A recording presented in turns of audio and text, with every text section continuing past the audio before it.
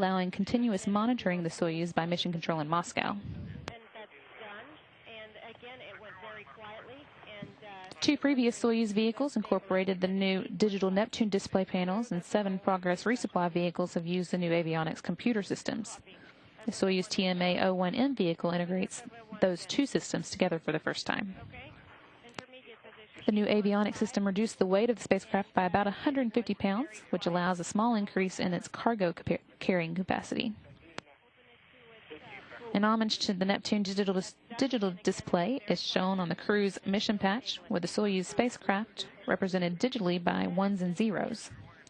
Also on the patch, which you can see here, is an outline of a flying crane, an element taken from the winning design of a patch design contest for children that was sponsored by Roscosmos.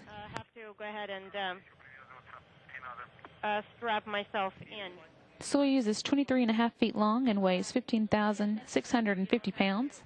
It is comprised of 3 modules. The orbital module is at the top, where the crew has a small amount of room to move around during its 2-day flight to the station. At the bottom is the instrumentation and propulsion module, and sandwiched between the descent module, in which the crew resides for launch and landing. Message go off? No, it's still illuminated.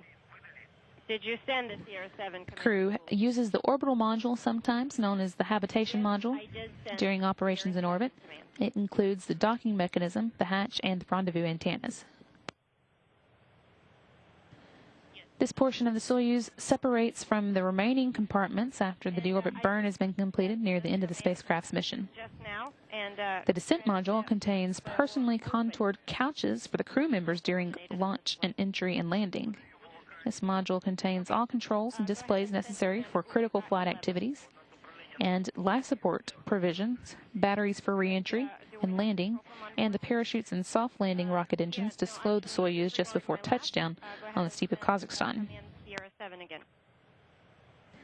The instrumentation and propulsion module houses the oxygen storage tanks, attitude control thrusters, avionics, and communications and control equipment.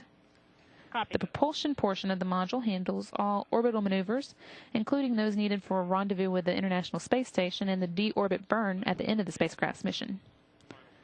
And the 2 solar arrays are folded against the body of the instrumentation and propulsion module, which separates from the descent module after the deorbit burn, just like the orbital module does. The solar array wings span almost 35 feet. Go ahead and open again.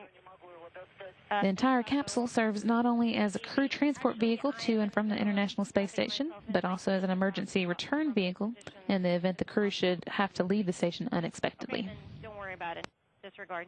You can see here what it looks like docked to the International Space Station.